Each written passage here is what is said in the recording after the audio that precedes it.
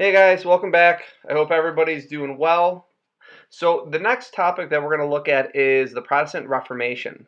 So, during this Renaissance time period, there was a big push for asking questions and trying to get tangible, provable answers to most things. Now, during this time period, everything was fair game, including challenging the Roman Catholic Church, and we're going to see different areas throughout Europe and different individuals that are going to start to challenge the authority of the church. So, in order to truly understand what was going on during this Protestant Reformation, there are some vocab terms that we need to understand, and that's what we're going to spend the next couple minutes doing. So, the first term and the most important term is Protestant. Now, guys, if we break the word down, it's pretty easy to think about. We see the word protest. So, think about what that means when we talk about the idea of protesting. It simply means that you're going against something. And during this time period, people were going against or challenging the teachings or practices of the Roman Catholic Church. Now, guys, you can see on the bottom of the screen that I have something for image. That would have been if we were in class, I would have asked you guys to draw out what you think that action would look like. Always amusing. I could only imagine what you guys would come up with. But unfortunately, the situation that we're in, we can't watch them or watch you guys draw these things. So the next term is Reformation. So when we break down that term, the word that should really jump out to you is the idea of reforming. So during the Protestant Reformation, they didn't want to destroy the church. They didn't wake up one day and they're like, you know what? No more Jesus, no more heaven, no more Bible. What they wanted to do was reform it or to fix it, because what people saw was that the church wasn't doing the things that it should do. So instead of getting rid of the church, they wanted to reform it or fix it. Now, we've already talked about this term, the idea of excommunicating, but just as a refresher, remember to excommunicate is to kick someone out of the Roman Catholic Church. Now, if you're kicked out of the Roman Catholic Church, that means you've been found guilty of some type of crime against the church. You have lost your right to go to heaven, and during this time period, the church was probably going to come after you. Whether that was their famous, they would burn you at the stake, they would destroy whatever you had published that was against the church, but to be excommunicated is you are now kicked out. During this time period, the church practiced this thing called the selling of indulgences. Guys, essentially what that means is that people could just buy their way into heaven. They would pay the church X amount of dollars in the form of a donation, and the church would basically wipe away their sins, granting that person access to heaven regardless of how awful that person was or whatever that person did during their life. Everything was forgiven in exchange for money. And our last vocab term is heresy. Heresy is a crime against the church. So what you'd often hear is someone is guilty of heresy or someone is a heretic. That means that they have done something against church law. They're not excommunicated yet, but this is the crime that they're being accused of. They would then be put on trial. If found guilty, then they would be excommunicated, and then whatever punishment that would follow. So, guys, during this Renaissance time period, it makes sense for the Protestant Reformation to take place, right? So, everyone is observing and using science and trying to get real answers to why things are happening, and the church was the most important thing in everybody's life. But what they realized was, man, after the bubonic plague and no answers, and after the Crusades with no answers, perhaps that people were going to start to take a more critical look at the church and start to question the church. Not to say that it's wrong or not to get rid of the church or to get rid of Jesus or the Bible or anything like that, but to really try to find, are there better answers than simply just believing what the church tells us? One of the best examples was there was this German astronomer named Nicholas Copernicus. And Copernicus came out with this theory that the sun was the center of the universe. Well, forever, the church had always preached about this notion that the earth was the center of the universe. We would call that a geocentric model, geo being the earth being the center of the universe. Well, Copernicus uses science and data and observation to prove that the church was wrong and that it's actually the sun is the center of our universe. We would call that a heliocentric model. So all of a sudden now people start to realize to say, wait a minute, if the church was wrong about what's in the center of the universe, what else is the church wrong about? Which leads to all these questions that start to unfold.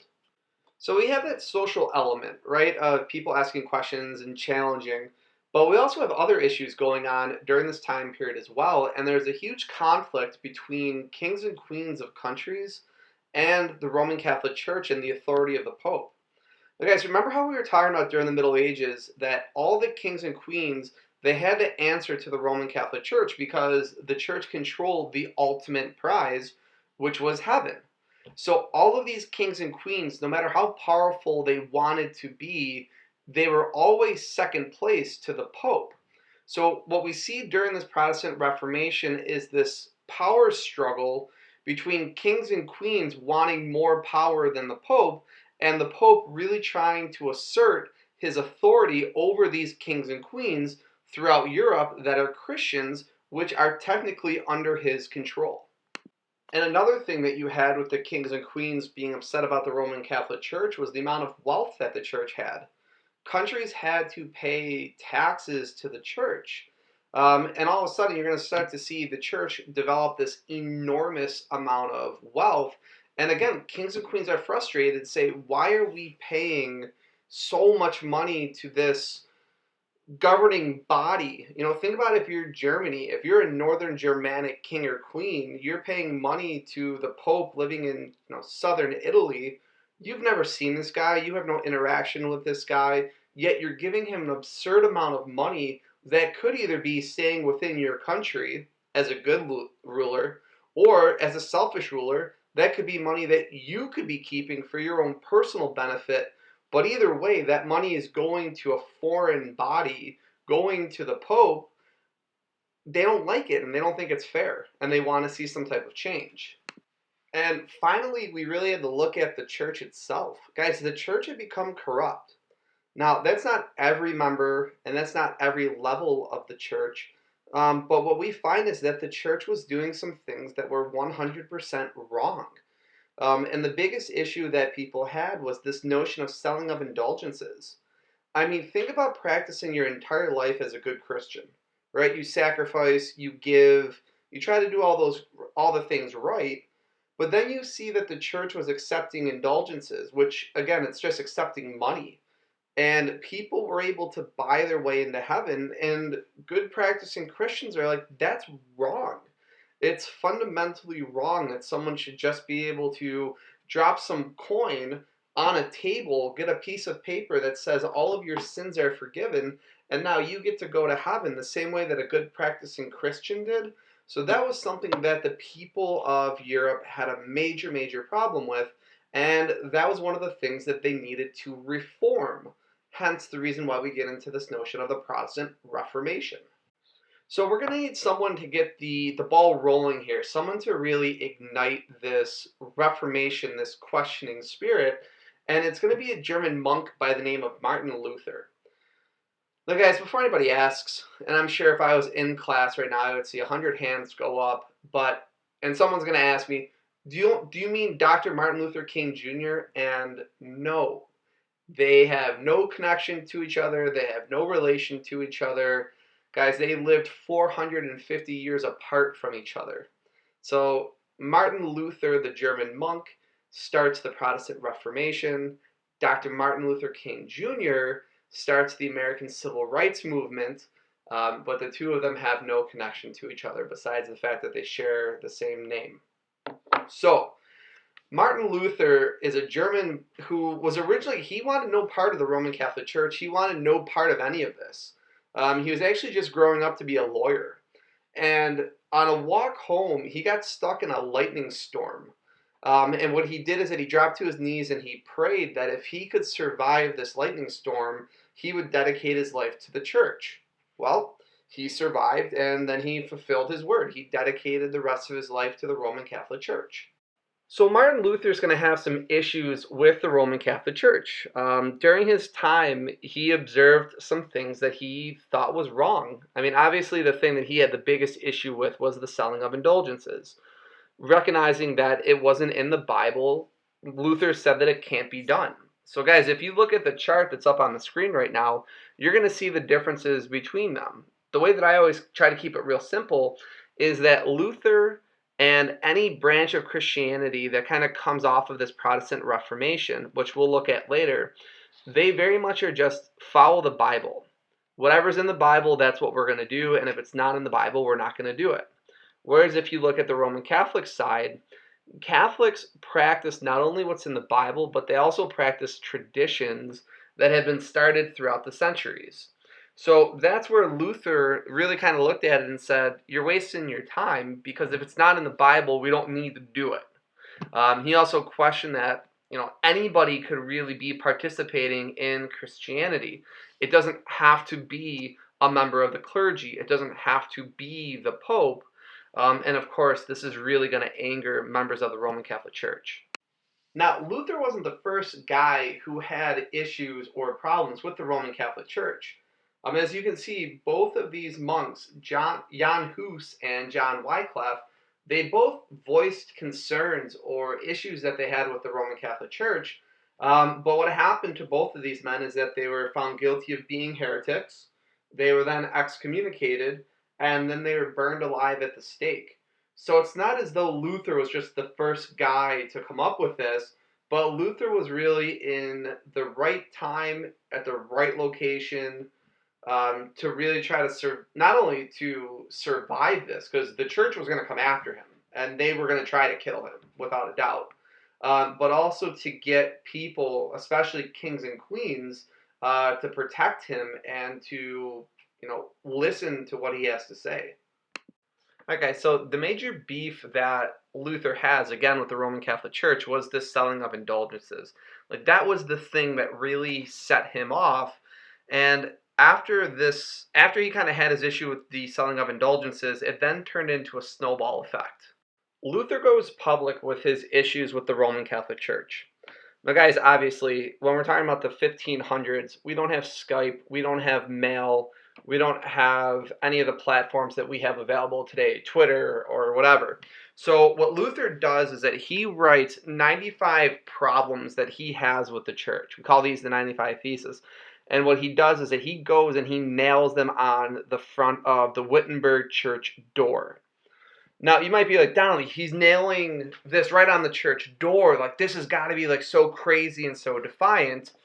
Well, not really. Guys, it was very common for church doors to have all sorts of flyers nailed to them. Because remember, everybody went to church. So if you wanted information to get out to people, that's where you would go put your information, is that you would take your sheet of paper, take a hammer and a nail, and you nail it to the church. Well, the problem with Martin Luther and his 95 Theses is the fact that those are 95 things that he believes the church is doing wrong. So he's not trying to hide this. He's not trying to keep this on the low. He's not trying to keep it hidden. Luther's coming out as clear as day in the middle for everybody to see this, and he's like, listen, here are all the things the church is doing wrong. These are my problems. These are the things they need to fix. So after Luther goes public, the big question now is, what happens to Martin? So what happens, guys, is that you see on the screen it says Diet of Worms. Diet is a term that it's a meeting, and Worms is a city. So what they do is they basically put Luther on trial. They say, all right, come out, voice all of your issues, all of your concerns, and we'll hear you out. So after it's all said and done, they decide that Luther is a heretic, and they excommunicate him. So now all of a sudden this is a huge problem for Martin Luther, because he knows what happens. If you are found guilty of if you're excommunicated, the church is coming after you. So he's got to find some place to hide.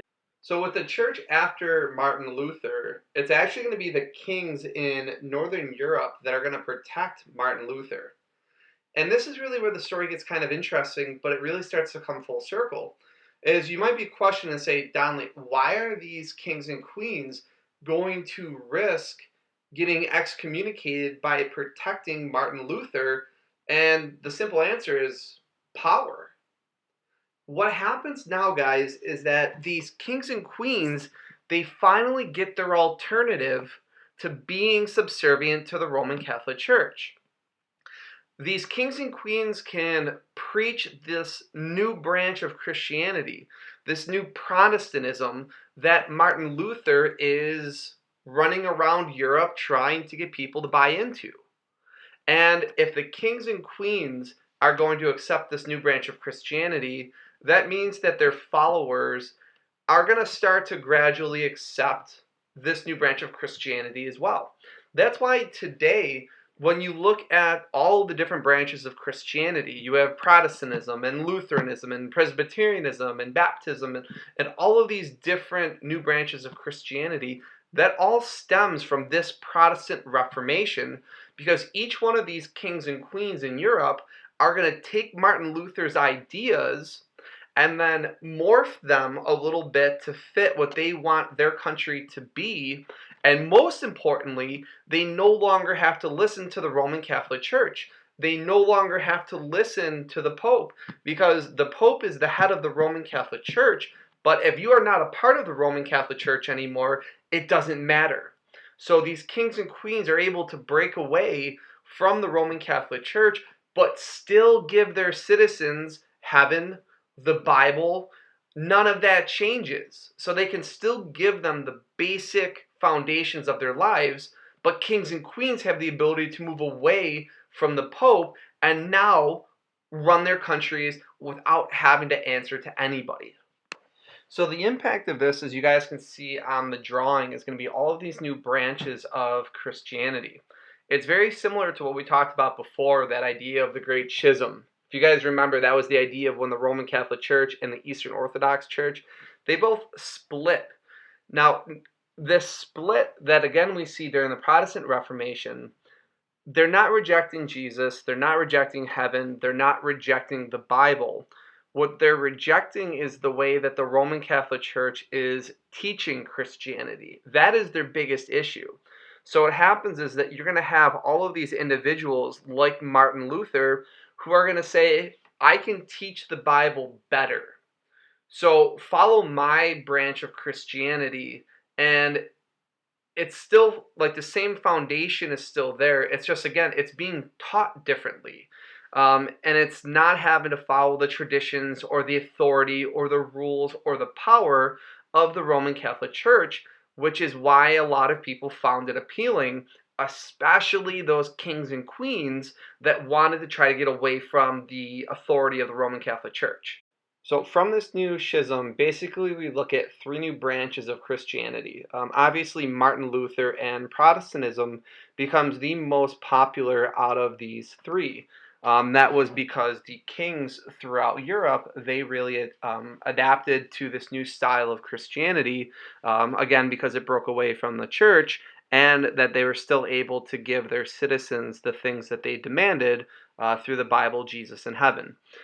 John Calvin came up with this radical idea of predetermination, which was basically that the minute that you were born, it was decided of whether or not you were going to heaven or hell. Not a lot of people really bought into this, but it was one of the more commonly practiced, I guess. But again, like the numbers were really, really small. And the second rock star that emerged out of the Protestant Reformation is King Henry VIII. All right, guys, so here's the background on Henry VIII. So he was originally never meant to become king. He had an older brother, and as we know, the oldest son is usually the next in line when the father steps down or dies. So Henry VIII, he was trained as a religious scholar. His grandmother sent him away to school. He was destined to become a member of the clergy, perhaps to become a bishop, a cardinal, or even have aspirations to become a pope.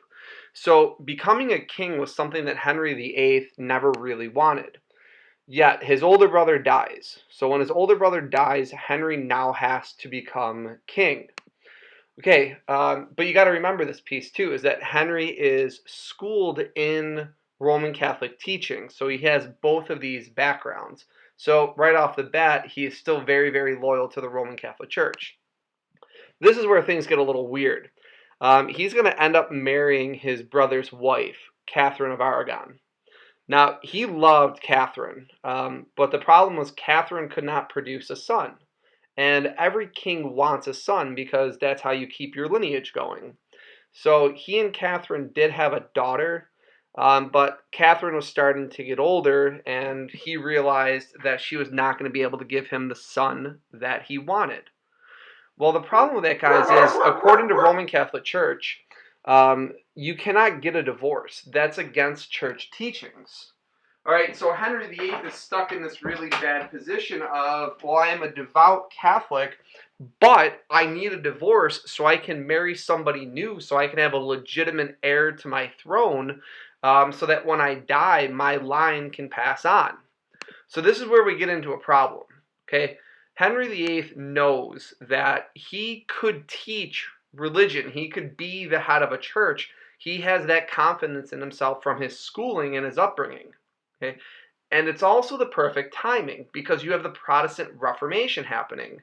And as more and more of the kings throughout Europe are breaking away from the Roman Catholic Church, this is the perfect environment for Henry VIII to be able to break away from the Roman Catholic Church, become head of the Church of England, which becomes the Anglican religion, which he does do, and he's able to get his divorce that he desperately wants, and now he can find somebody new to try to have his legitimate heir. So this is the best case scenario for Henry VIII, and he's going to go ahead and do all of those things. Okay, so the Roman Catholic Church, again, says, Henry VIII, you're not allowed to get the divorce. Henry VIII says, fine, England is going to leave the Roman Catholic Church.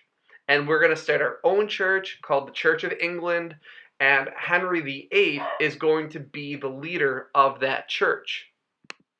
So now that that's said, this is where things get, this is where he's most famous. He's most famous for having his 6 different wives. Now, guys, all of this stems around the fact that he just wants a son. So his first wife, as you guys can see on the slide, Catherine of Aragon, they had a daughter, no son, they got divorced, she died of old age, no problems there. So he marries Anne Boleyn. So Anne Boleyn was this very attractive, much younger woman, and they end up having a daughter. Okay, but it's not the son that he wanted. Ironically, though, this daughter, who is Elizabeth, becomes arguably the greatest leader or monarch in the history of England. Yeah, that's Elizabeth the First. But no son. Henry's upset. So Anne Boleyn was a little flirtatious. So Henry VIII was kind of sick of her, realized he wasn't getting his daughter or getting his son. So she is found guilty of adultery and executed. So he moves on to the next woman. So now he's going to marry Jane Seymour. And Jane finally gives him the son that he desperately wanted. The problem was that the son, Edward, is going to die a couple weeks later. Unfortunately, this is one of the things that we found happens during childbirth during this time period. Trying to get out of infancy was difficult. So he divorces Jane Seymour. So he's on to the next one. Anne of Cleves, she is from like a Germanic state, and they had never seen each other. This was a marriage out of kind of an arrangement, political, military. It benefited everybody involved. Well, the story goes is that Henry VIII opened the door, took a look at Anne of Cleves, and basically slammed the door and said, "No way, not gonna happen." So Anne of Cleves and Henry VIII never had a chance to produce a son. Simply because they slept in different chambers and Henry VIII wanted nothing to do with her. So within 6 months, they got divorced. So he moves on, he marries Catherine of Pear, she dies in childbirth, again, no son. And his last and final wife, Catherine Howard, guys, he marries her, she's in her 20s, he's in his 50s, okay? At this point, Henry VIII is pushing over 300 pounds, he's a big dude. He's not going out. He's really just staying in the castle. Catherine Howard, on the other hand, she's a young, again, flirtatious, attractive woman. So she's out a little bit, going to the bars, and she's having, drinking some wine, smoking cigars and cigarettes and things like that, doing things that Henry VIII thought was disrespectful. So she was also then executed. And after 6 wives, all of this difficulty with the Roman Catholic Church, the best or most well known of his children was the daughter that he never wanted. And that was Elizabeth I, who ends up, as I said, becoming one of the greatest leaders the world has ever seen. All right, guys, so as you can see, this Protestant Reformation, there was a ton going on. But if we wanted just to put this in a nice, easy nutshell for you and just try to keep it simple, just remember this. Okay, during the Renaissance, it was a time where people were questioning. Okay, and the church was the most important thing in everybody's life. But that did not give the church a free pass on the questioning and challenging. Okay, so when Martin Luther nailed that 95 thesis to the church door, and everybody starts to kind of question the church a little bit. Now, the one thing that you saw in a lot of the slides that I did not mention was the importance of the printing press. Guys, the printing press with Gutenberg is now going to allow information to be published in common vernacular, especially the Bible.